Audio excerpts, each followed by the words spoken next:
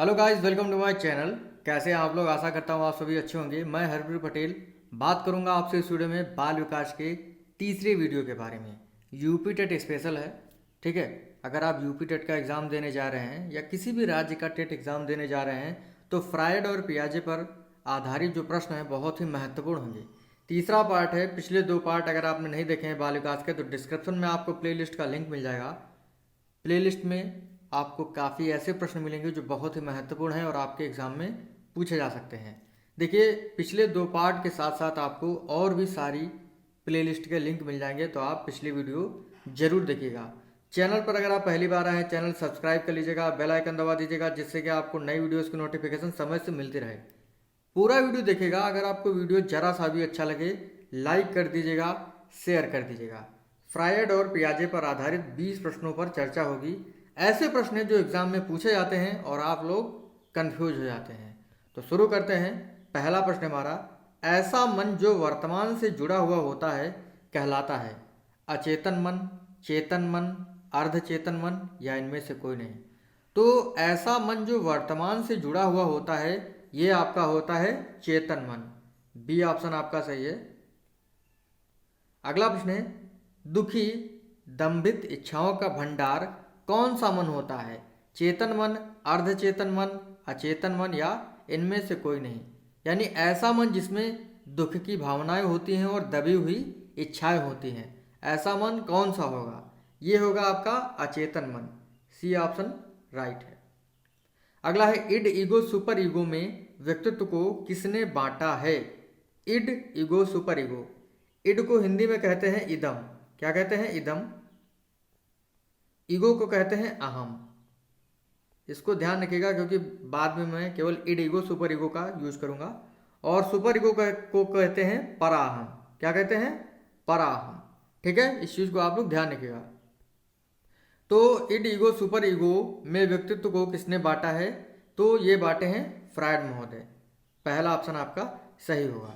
और फ्रायड ने 3 प्रकार के मन बताए हैं, चेतन मन, अचेतन मन और अर्धचेतन मन। इसको भी आप लोग ध्यान रखिएगा। और मन के आधार पर ही इड ईगो सुपर ईगो 3 भागों में व्यक्तित्व को बांटा है फ्रायड ने। अगला है, पार्श्विक प्रवृत्ति से जुड़ा हुआ है सुपर ईगो, ईगो, इड या इनमें से कोई नहीं। पार्श्विक प्रवृत्ति से जुड़ा हुआ होता है आपका इड यानी इदम। अगला प्रश्न है, वास्तविकता पर आधारित होता है अहम, इदम, पराहम या एसआर थ्योरी। वास्तविकता पर आधारित होता है आपका अहम यानी ईगो। ठीक है, पार्श्विक प्रवृत्ति से जुड़ा हुआ कौन होता है? इड यानी इदम। इस पॉइंट को आप लोग ध्यान रखिएगा। अगला है, मानवतावादी सिद्धांत से जुड़ा हुआ कौन है? इड, सुपर ईगो, ईगो या इनमें से कोई नहीं। तो मानवतावादी सिद्धांत और वास्तविकतावादी सिद्धांत पर आधारित होता है आपका ईगो यानी अहम। अगला है, देवत्व की प्रवृत्ति से जुड़ा हुआ होता है इड, ईगो, सुपर ईगो या इनमें से कोई नहीं। देवत्व की प्रवृत्ति से जुड़ा हुआ होता है आपका सुपर ईगो। सी ऑप्शन आपका सही है।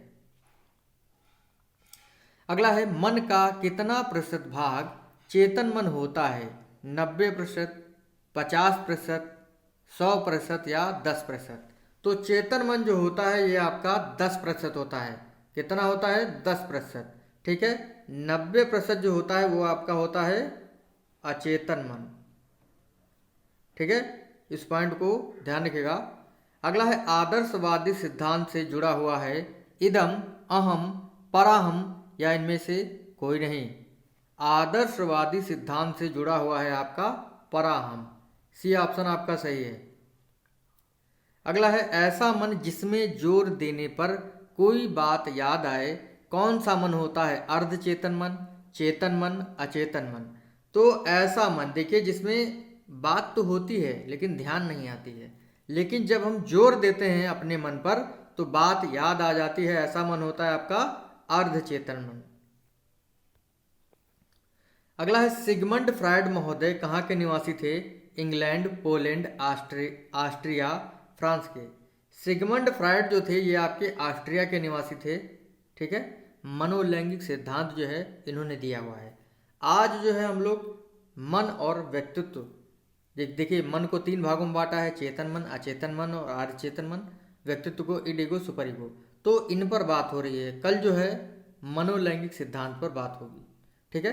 तो जो वीडियो है आज का बहुत ही महत्वपूर्ण आपके लिए, कल का वीडियो भी आपके लिए बहुत ही महत्वपूर्ण होगा, तो चैनल से जुड़े रहिए। प्रश्न है, लिबिडो की अवधारणा से जुड़ा हुआ होता है चेतन मन, इड, ईगो या सुपर ईगो। तो लिबिडो की अवधारणा यानी काम प्रवृत्ति से जुड़ा हुआ होता है आपका इड। इड को कहते हैं इदम, ठीक है। और इदम में जो होता है दबी हुई दुखी इच्छाएं होती हैं, इस चीज को ध्यान रखिएगा। दबी हुई और दुखी इच्छाएं, दंभित इच्छाएं होती हैं इदम में, ठीक है। क्योंकि काम प्रवृत्ति की जो चीजें होती हैं बालक होता है वो अपने मन में दबा के रखता है, ठीक है। तो लिबिडो की अवधारणा से जुड़ा हुआ इड होता है। अगला है, पियाजे कहाँ के निवासी थे? इंग्लैंड के, फ्रांस के, रूस के, स्विट्जरलैंड के। पियाजे महोदय कहाँ के निवासी थे? स्विट्जरलैंड के, सभी को पता है। संज्ञानात्मक विकास की कितनी अवस्थाएं पियाजे ने बताई थी? 3, 5, 4 या 6? ये तो मैं रोज बताता हूँ। 4 अवस्थाएं बताई थी। कौन कौन सी? इंद्रिय जनित गामक अवस्था, इंद्रिय जनित गामक अवस्था, ये कितने से कितने थी? जन्म से 2 वर्ष की अवस्था। इंद्रिय जनित गामक अवस्था जो होती है वो आपकी जन्म से 2 वर्ष की अवस्था होती है। दूसरी होती है पूर्व संक्रियात्मक अवस्था, 2 से 7 वर्ष की। फिर होती है मूर्त संक्रियात्मक अवस्था, 7 से 11 वर्ष की। चौथी होती है औपचारिक संक्रियात्मक अवस्था, वो होती है 11 से 15 वर्ष की अवस्था, या कह सकते हैं 11 वर्ष से अधिक की अवस्था। देखिए इड, ईगो, सुपर ईगो के बारे में भी जान लेते हैं। देखिए इड जो है ये सुखवादी प्रवृत्ति, काम प्रवृत्ति और पार्श्विक प्रवृत्ति से जुड़ा हुआ होता है। इन्हीं से जो है एग्जाम में पूछा जाता है। ईगो जो होता है वास्तविकता, मानवतावादी सिद्धांत से जुड़ा हुआ होता है। इड मतलब इदम, ईगो मतलब अहम, सुपर ईगो मतलब पराहम।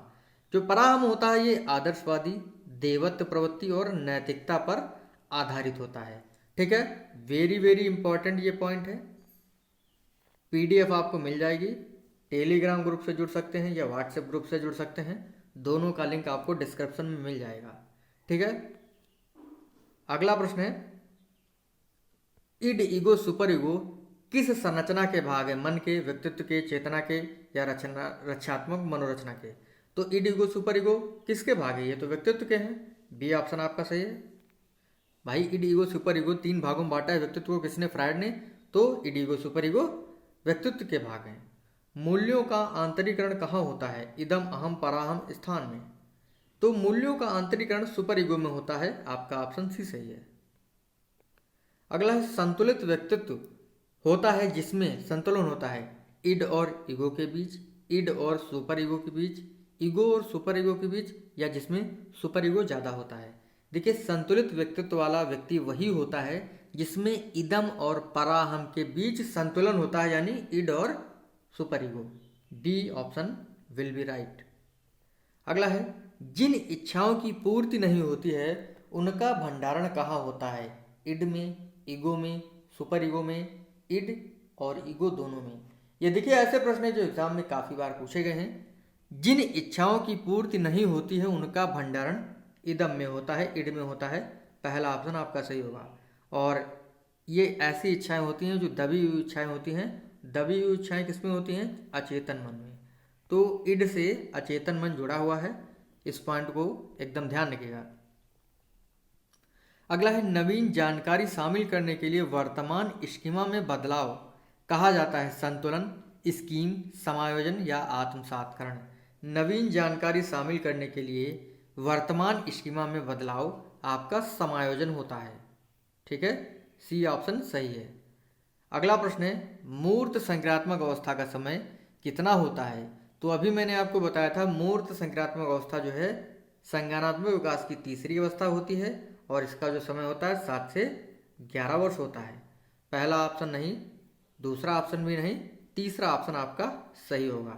सी ऑप्शन आपका सही है। देखिए जो जन्म से 2 वर्ष की अवस्था होती है जिसे इंद्रिय जनित गामक अवस्था कहते हैं, सेंसरी मोटर स्टेज इंग्लिश में कहा जाता है, इसमें वस्तु स्थायित्व का गुण पाया जाता है। वस्तु स्थायित्व का गुण पाया जाता है, इस पॉइंट को आप लोग ध्यान रखिएगा। कुछ लोग बताते हैं कि पूर्व संक्रियात्मक होगा, नहीं, इंद्रिय जनित गामक अवस्था में वस्तु स्थायित्व का गुण पाया जाता है। ठीक है, तो आज के जो 20 प्रश्न थे, देखने में बहुत ही आसान से प्रश्न हैं, लेकिन जब तक आप ध्यान से नहीं पढ़ेंगे इनको, तब तक आपके दिमाग में नहीं हो घुसेंगे, मतलब फिट नहीं होंगे। तो ठीक है, तो आई थिंक आपको वीडियो अच्छा लगा होगा। अगर आपको अच्छा लगा हो लाइक कर दीजिएगा, शेयर कर दीजिएगा। पीडीएफ लेने के लिए टेलीग्राम ग्रुप से या व्हाट्सएप ग्रुप से जुड़ सकते हैं। एक प्रश्न है आपके लिए, कमेंट करके जरूर बताइएगा। बहुत ही आसान सा प्रश्न है, बताइएगा वुड डिस्पैच्ड भारत कब आया था, या वुड डिस्पैच्ड का आपको समय बताना है, कौन सा समय था। ठीक है, तो मिलते हैं आपसे अगली वीडियो में। थैंक यू फ्रेंड्स, धन्यवाद।